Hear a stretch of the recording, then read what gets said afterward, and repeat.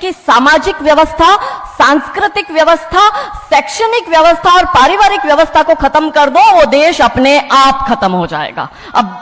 अब यही षड्यंत्र चल रहा है। कैसे चल रहा है? 3 स्टेज पे काम होता है। 25 वर्ष तक की बच्चियों को बिगाड़ने का काम बॉलीवुड अपने टीवी सीरियल के माध्यम से करता है। 25 से 35 वर्ष की शादीशुदा महिलाओं का जीवन और उनके परिवार को बर्बाद करने का काम एकता कपूर जैसी महिलाएं अपने टीवी सीरियल के माध्यम से करती है। और जो नौकरी करती हुई बहन बेटियां महिलाएं हैं, जो कि वर्किंग विमेन हैं, उनका दिमाग खराब करने का काम ये ओटीटी प्लेटफॉर्म्स अपने वेब सीरीज के माध्यम से करता है। कैसे करता है, मैं संक्षिप्त में एक एक उदाहरण देकर आपके समक्ष रखूंगी। और बहुत जरूरी है कि जब हम तो एक साधारण व्यक्ति है, हम संसारिक जीवन में रहते हैं, लेकिन यहां पर जो उपस्थित हमारे संतगण है, महंतगण है, इनके बहुत बड़ा फॉलोअर्स ग्रुप रहता है, बहुत से लोग आते हैं, बहुत सी महिलाएं आती है। ये बात वहां तक पहुंचे क्योंकि वो यहां पर उपस्थित नहीं है, पर हमें पता है कि वीडियो के माध्यम से हमारे संत श्री, हमारे महंत श्री हमारी ये वाणी जो है उन तक पहुंचाएंगे कि कैसे करते हैं। ये एक फिल्म बनाते हैं, 25 वर्ष की तक की बच्चियों को कैसे बिगाड़ना है। हिंदुओं के परिवारों को बिगाड़ने के, तोड़ने के षड्यंत्र चल रहे हैं। और सिर्फ एक हिंदू को नहीं खराब करना है, उसके पूरे के पूरे कुटुंब को बर्बाद कर देना है। तो एक भारत की महिला 2 परिवार को जोड़ती है, मायका पक्ष और ससुराल पक्ष। और हम कहते हैं कि भारत की परिवार व्यवस्था जो है वो मानवता की सबसे बड़ी देन है। तो इसी व्यवस्था को खत्म कर दो। कैसे कर दो? तो ये एक फिल्म बनाते हैं अतरंगी रे। हमारी क्योंकि दीदी भी यहां उपस्थित है जो कि सेंसर बोर्ड में सदस्य है, तो हम इतना उनसे विनती करेंगे कि हमारी ये बात भी उन तक पहुंचाए। सिस्टमैटिकली ये फिल्मों में लड़की दिखाएंगे हिंदू की, लड़का दिखाएंगे मियां भाई का, और उसमें भी दिखाएंगे कि वो लड़का चाहे अनपढ़ हो, चाहे गवार हो, चाहे आतंकवादी हो, चाहे पंचर छाप हो, और वो हिंदू की लड़की चाहे कितनी पढ़ी लिखी हो, लेकिन उसका परिवार जो है वो रूढ़िवादी है, वो रिग्रेसिव है, और उसके सामने यदि वो घोड़ा भी चला रहा है, खच्चर टट्टू भी चला रहा है, तो वो बड़ा प्रोग्रेसिव है, वो बड़ा संस्कारी है। कैसे करते हैं? ये एक फिल्म बनाते हैं अतरंगी रे। अतरंगी रे फिल्म में, जो कि आज की युवा बच्चियों का लेटेस्ट क्रश है, सारा अली खान हीरोइन लेते हैं। हमारी युवा बच्ची इसको फॉलो करती है। उसमें यह दिखाते हैं कि सारा अली खान जो एक मुस्लिम लड़के के प्यार में पड़ जाती है और अपने परिवार से विरोध कर कर, उनसे लड़ झगड़ कर ट्रेन में बैठकर वो भाग जाती है। उसी ट्रेन में एक संवाद होता है उस पिक्चर के हीरो का और उसी हीरोइन का। दोनों अपनी अपनी लव स्टोरी शेयर करते हैं। तो हीरोइन पूछती है हीरो को कि तुम्हारी लव स्टोरी बताओ। तो वो कहता है कि कल मेरी शादी होने वाली, और लव स्टोरी तो मेरी लव स्टोरी है कि मैंने बचपन से जिस लड़की से प्यार किया, जिसके साथ पढ़ाई की, जिसके साथ मैं बढ़ा हुआ, उसी लड़की से, मेरी बचपन की मित्र जो मेरे समाज की है, जो मेरे गांव की है, उसके साथ ही मेरी शादी होने वाली है। तो वो हीरोइन कहती है अरे ये और कोई लव स्टोरी है, ये लव स्टोरी नहीं हो सकती। तो हीरो पूछता है तो फिर क्या हो सकती है लव स्टोरी? तो वो कहती है कि मैंने एक मुस्लिम लड़के से प्यार किया है, मैं ठाकुरों की लड़की हूं, पूरा समाज, पूरा घर, पूरा परिवार मेरे खिलाफ है, और मैं उन सबको ठोकर मारकर, उनकी भावनाओं को ठोकर मारकर अभी ट्रेन में बैठकर भाग रही हूं उस लड़के से शादी करने के लिए। और वो हीरोइन वहां पे डायलॉग देती है कि लव स्टोरी तो मेरी लव स्टोरी है कि मैं ठाकुर की लड़की और वो कतई मियां भाई, और ये है असली लव स्टोरी। तब हमारी 13, 14, 15 साल की युवा बच्ची, जिसके शरीर में हार्मोन्स चेंज होते हैं, आकर्षण होता है विपरीत व्यक्ति के लिए, तब वो आकर्षण में ये सोचती है कि हिंदुओं के हिंदू बॉयफ्रेंड नहीं रखना, हिंदू हो के हिंदू से प्यार नहीं करना। आप इतिहास में छपेगी, आपकी लव स्टोरी तभी बनेगी जब आप किसी मियां भाई से प्यार करेगी और उससे शादी करेगी। तो कैसे सिस्टमैटिकली ये स्लो पॉइजन बॉलीवुड की फिल्मों के माध्यम से फ्रेजाइल माइंड में डाला जा रहा है। और आज देखो कि क्यों समाज में लव जिहाद के इतने केस बन रहे हैं, और उसका सबसे बड़ा और मुख्य कारण बॉलीवुड है, क्योंकि इन बॉलीवुड वालों ने हमारी बेटियों को हादी रानी और रानी चिन्नमा रानी अब्बा का नहीं दिखाया। इन बॉलीवुड वालों ने हमारी बेटियों को करीना खान दिखाया है ताकि वो अपनी कोख से तैमूर और जहांगीर पैदा करे। ये बॉलीवुड वाले लव स्टोरी पर फिल्म बनानी है तो ये हादी रानी और राजा रावत सिंह चुड़ावत पर क्यों नहीं बनाते? मैं आपको उनकी कथा शॉर्ट में करती हूं कि राजा रावत का शादी जो होता है वो हदी रानी से होता है, मेवाड़ के राजा है, और औरंगजेब की सेना आक्रमण करने आती है।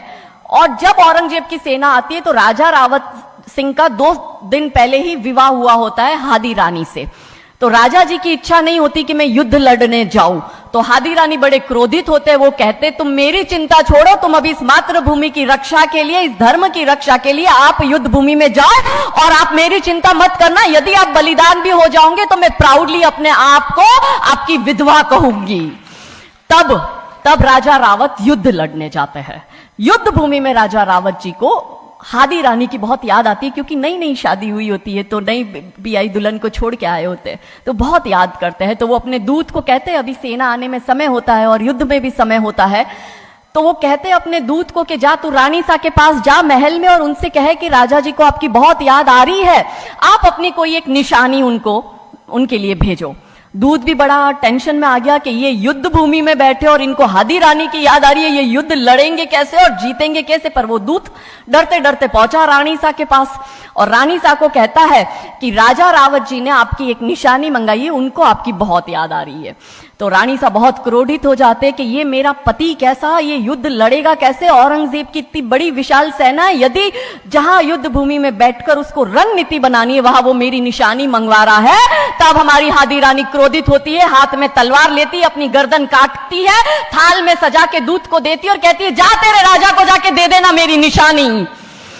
तब वो दूत युद्ध भूमि में जाता है, राजा जी को हादी रानी की निशानी यानी कि उनका कटा हुआ मुख देता है। राजा जी बड़े दुखी हो जाते हैं, उनको लगता है उनसे बहुत बड़ी गलती हो गई। राजा जी रानी की अंतिम इच्छा समझ जाते हैं। रानी जी के लंबे बाल होते हैं, उन बाल की वो माला बनाते हैं, उनके मुख की माला बनाते, वो युद्ध लड़ते हैं, औरंगजेब से युद्ध जीतते हैं और जीतने के बाद राजा रावत वहीं युद्ध भूमि में अपना बलिदान देते, अपनी गर्दन काटकर वहीं अपने जीवन का त्याग करते हैं। यह है लव स्टोरी। पर बॉलीवुड इस पर फिल्म नहीं बनाएगी कि इतिहास चुराए नहीं है, हमने इतिहास बनाए हैं और लाखों शीश कटे हैं रण में, तब जाके हिंदू कहलाए हैं। ये महान गौरवशाली इतिहास हमारा, पर बॉलीवुड इसका इतिहास हमारे समक्ष आने नहीं देता। अब रहा 25 से 35 वर्ष की महिला, कैसे बिगाड़ती है एकता कपूर। वही sari, typical dress, typical getup, पीछे उसकी सीरियल में एकता कपूर की सीरियल में पीछे बहुत बड़ी अंबे मां की मूर्ति। दिखाएंगे कैसे हिंदू महिला को, क्योंकि परिवार खत्म करना है हिंदुओं का। तो वो एक से प्यार करेगी, शादी दूसरे से करेगी, जीवन में तीसरा पुरुष आएगा, फिर दूसरा मर जाएगा, फिर उसको चौथा पसंद आने लगेगा, फिर जो मर गया वो जिंदा हो जाएगा, फिर कंफ्यूज हो जाएगी किसके साथ जाऊं, दूसरे के साथ कि चौथे के साथ। क्या हमारी भारतीय महिलाएं, क्या हमारी हिंदू महिलाएं, सबसे बड़ा प्रश्न यह है कि क्या हम 4-4 पुरुषों के साथ अफेयर करते हैं? क्या ये हमारा सम्मान है? और अगर यदि हम सब एक होकर इसके लिए नहीं बोलेंगे तो ये आवाज नहीं उठेगी। और दुख की बात यह है कि ऐसी एकता कपूर जैसी महिलाएं जो घर तोड़ने का काम कर रही है, इनको पद्मश्री अवार्ड मिल जाता है। कैसे मिलता है? भारत सरकार से इस भूमि पर खड़े होकर मैं निवेदन करती हूं कि आप ऐसी महिलाओं के पद्मश्री वापस लो, क्योंकि ये महिलाएं हिंदू परिवारों के मकान, घर तोड़ने का काम कर रही है। और तीसरा और अंतिम, नौकरी करने वाली बहनों का दिमाग कैसे खराब करना है। तो ओटीटी प्लेटफॉर्म के माध्यम से ये दिखाएंगे कि यदि आप नौकरी कर रही है तो आपके सास ससुर आपके पैर की जूती, आपका पति आपके पैर की जूती। बच्चा पैदा करने के लिए आपको किसी से शादी करने की जरूरत नहीं है, आपको ससुराल व्यवस्था में रहने की जरूरत नहीं है, और आप है फेमिनिस्ट। और स्त्रीवाद का झंडा दिखाकर हमारी बहन बेटियों को एक हाथ में शराब का ग्लास, दूसरे हाथ से सिगरेट फूको, अंग्रेजी में गालियां बको और आप अपने आप को फेमिनिस्ट कहो। क्या यह फेमिनिज्म है भारत की धरती का? ये कभी नहीं हो सकता। रानी चिन्नमा, रानी अब्ब का फेमिनिज्म का उदाहरण है, और दूर जाने की जरूरत नहीं है। हमारी परम पूजनीय दीदी मां साध्वी रितंबरा दीदी मां फेमिनिज्म का सबसे बड़ा उदाहरण हमारे समक्ष है। रानी नायका देवी, रानी लक्ष्मीबाई हमारे लिए फेमिनिज्म का सबसे बड़ा उदाहरण है। तो यहां उपस्थित सभी महानुभावों से हम यही विनती करते हैं कि फिल्म के माध्यम से ड्रग्स, अश्लीलता और गाली गलौच ये दिखाने के सिवाय कुछ नहीं होता।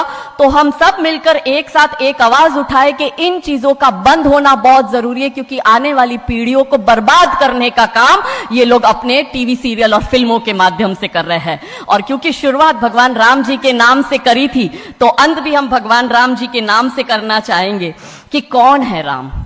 राम जो है चेतना है, बिंदु है, बिंदु जिससे प्रस्फुटित है तेज, तेज जो कि इस समस्त सृष्टि